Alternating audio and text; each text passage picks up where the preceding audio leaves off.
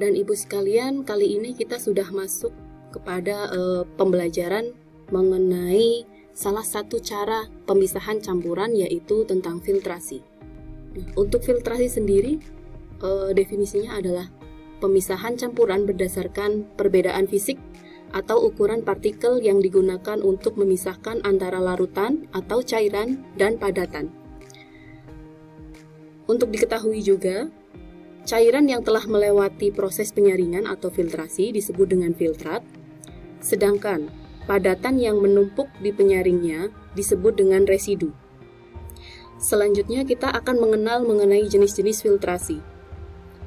Yang pertama, proses filtrasi tanpa tekanan atau proses filtrasi yang sederhana. Proses filtrasi tanpa tekanan ini biasanya menggunakan media filter berupa kertas saring. Proses yang kedua disebut dengan proses filtrasi dengan tekanan. Proses ini menggunakan vakum, dilakukan jika jumlah partikel padatannya jauh lebih besar daripada cairannya. Kemudian yang ketiga, proses filtrasi menggunakan membran. Proses ini adalah proses penyaringan menggunakan filter sejenis selulosa yang sangat tipis. Bapak Ibu sekalian, untuk lebih memantapkan pemahaman mengenai filtrasi, serta dapat melakukan percobaan mandiri dengan alat dan bahan yang sederhana, silahkan Bapak dan Ibu sekalian menyaksikan percobaan sederhana berikut ini. Namun sebelumnya, Bapak dan Ibu dapat menjawab pertanyaan berikut ini sebagai hipotesis dari percobaan yang akan ditayangkan. Jika kita menghendaki meminum kopi hitam tanpa ampas, apa yang harus kita lakukan? Silahkan jawaban itu Bapak dan Ibu simpan terlebih dahulu, kemudian kita akan mencari jawaban dari permasalahan tersebut bersama-sama dalam percobaan berikut ini. Tujuan percobaan: memisahkan air kopi dengan ampasnya. Di sini disediakan alat dan bahan: serbuk kopi hitam, air, sendok pengaduk, corong kaca, kemudian penyaring. Yang terakhir 2 buah beker gelas. Langkah kerjanya: yang pertama, campurkan serbuk kopi hitam dengan air di sebuah wadah. Kemudian yang kedua, aduklah campuran air dan kopi tersebut hingga merata. Yang ketiga, saringlah campuran air kopi tersebut dengan menggunakan corong yang telah dilapisi dengan penyaring. Dan yang terakhir, amati apa yang terjadi. Bapak dan Ibu sekalian, pertama kita akan memasukkan kopi terlebih dahulu di dalam sebuah wadah. Kita masukkan seperlunya saja, tidak ada takaran atau patokan yang tetap. Kita masukkan kopinya, serbuknya.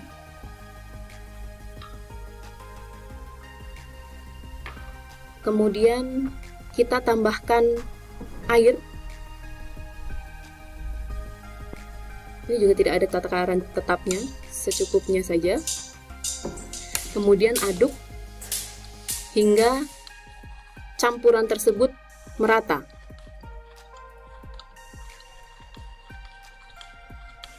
Kemudian kita persiapkan untuk alat penyaringnya.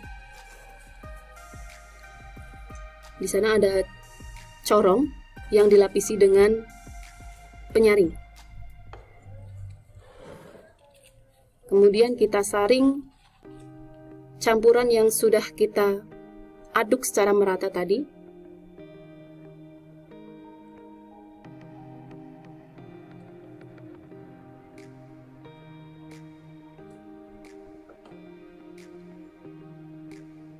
Kita sudah mulai bisa melihat hasilnya.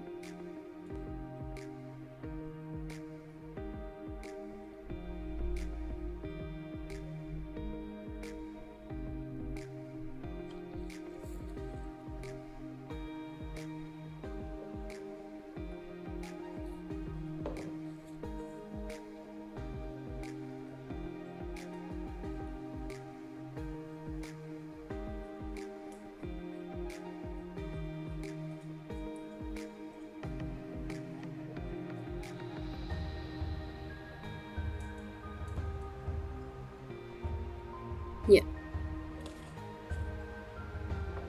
Setelah itu, coba kita perhatikan bersama hasil penyaringannya. untuk air kopinya yang ada di dalam wadah. Kemudian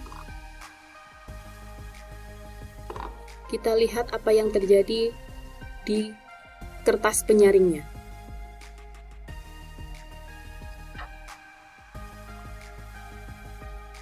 Setelah mengamati video percobaan filtrasi tersebut, di sini coba kita jawab pertanyaan pengarah sebagai berikut.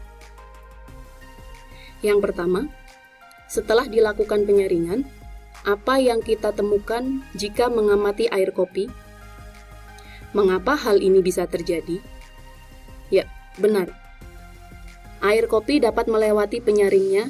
Hal ini terjadi karena ukuran partikel air kopi lebih kecil daripada ukuran pori penyaringnya.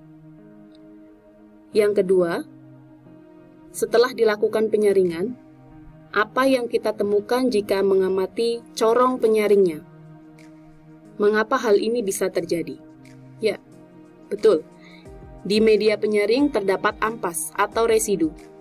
Hal ini terjadi karena ukuran partikel residu lebih besar daripada pori media penyaringnya, sehingga residu tidak dapat melewati media penyaringnya. Kemudian yang terakhir, apa yang dapat disimpulkan dari percobaan ini? Benar, filtrasi digunakan untuk memisahkan campuran heterogen, di mana campuran heterogen adalah campuran yang tidak dapat tercampur secara sempurna. Yang kedua, hasil filtrasi yang berupa filtrat dan residu dipengaruhi oleh kerapatan penyaring dan ukuran partikel campurannya. Demikian pembahasan tentang filtrasi. Semoga bermanfaat. Sekian dan terima kasih.